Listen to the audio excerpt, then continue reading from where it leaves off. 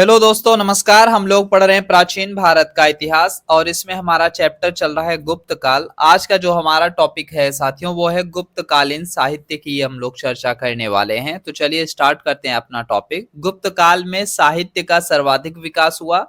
गुप्त साम्राज्य की स्थापना के साथ ही संस्कृत भाषा की उन्नति को बल मिला तथा राजभाषा के पद पर आसीन हुई। अर्थात जो संस्कृत भाषा थी गुप्त काल में वो राजभाषा का दर्जा प्राप्त कर चुकी थी। गुप्त शासक स्वयं संस्कृत भाषा तथा साहित्य के प्रेमी थे तथा उन्होंने योग्य कवियों, लेखकों एवं साहित्यकारों को राजाश्रय प्रदान किया था। प्रयाग प्रशस्ति में समुद्रगुप्त को कविराज कहा गया था और आप लोग जानते हैं प्रयाग प्रशस्ति को हरिसेन ने लिखा था।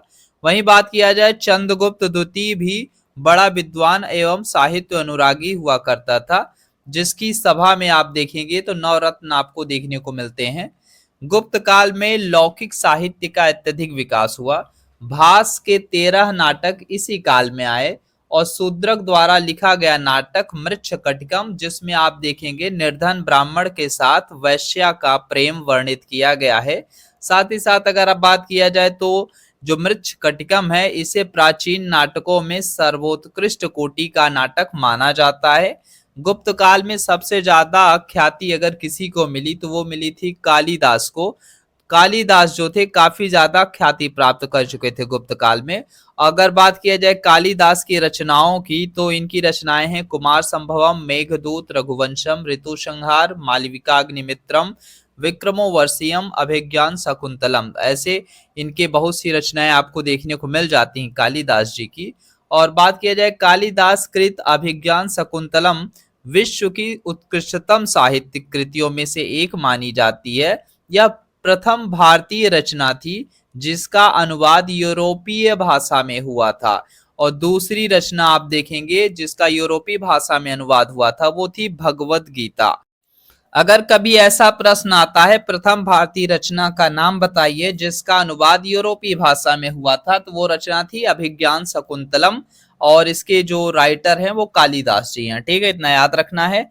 एक चीज और आपको देखने को मिलती है साथियों, गुप्त कालीन नाटकों में स्त्री और शूद्र प्राकृतिक बोलते हैं जबकि सभ्य जन संस्कृत बोला करते थे। इतना याद रखना है। गुप्त काल में धार्मिक साहित्य की रचना में भी प्रगति आपको देखने को मिलती है, जिसमें आप देखेंगे रामायण और महाभारत ईसा की चौथी सदी में आप देखेंगे तो आकर लगभग पूरे हो चुके थे।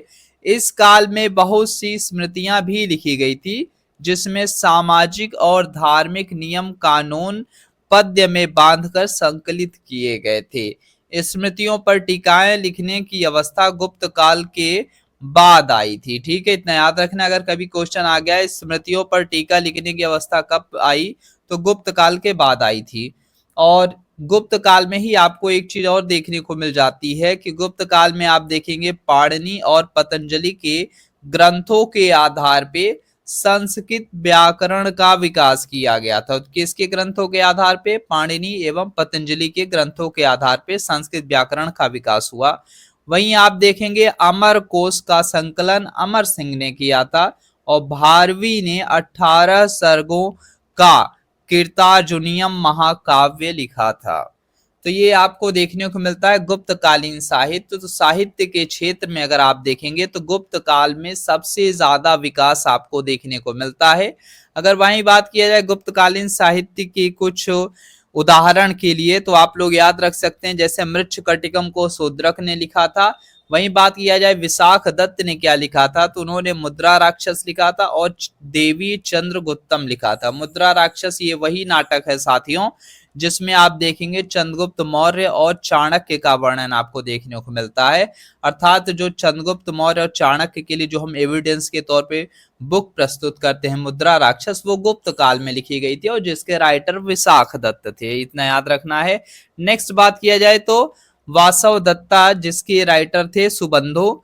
और वहीं बात किया जाए एक और बुक है जो काफी ज्यादा फेमस है, आप लोगों ने बहुत बार पढ़ा होगा, पंचतंत्र। पंचतंत्र के राइटर हैं विष्णु शर्मा और नीतिसार के राइटर हैं कामांदक। कामसूत्र को वात्स्यायन ने लिखा था।